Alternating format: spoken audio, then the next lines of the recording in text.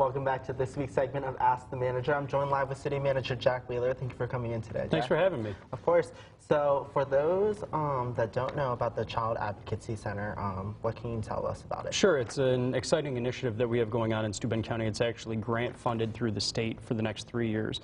So the county overall is receiving about $1 million over the next 3 years for a Child Advocacy Center and to operate that.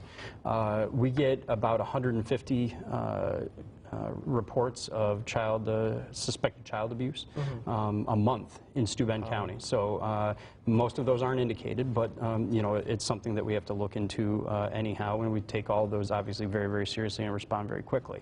Steuben's a very large place, and for large rural counties, what New York State, the Office of Children and Family Services did is to take a look at a pilot, of which we're one, and giving us outfitted RVs to be able to go out into the field, so that it's tough for people to get to Bath or Hornell or Corning or wherever an interview might take place.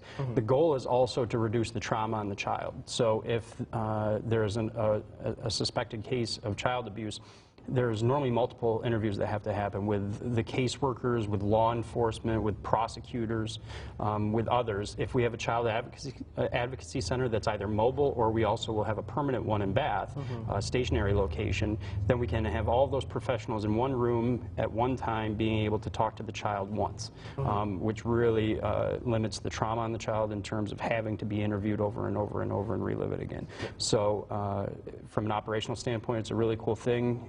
No cost to the county taxpayer, fully funded by the state, so we're pretty excited about it. All right, well, thank you so much for telling us about that, Jack.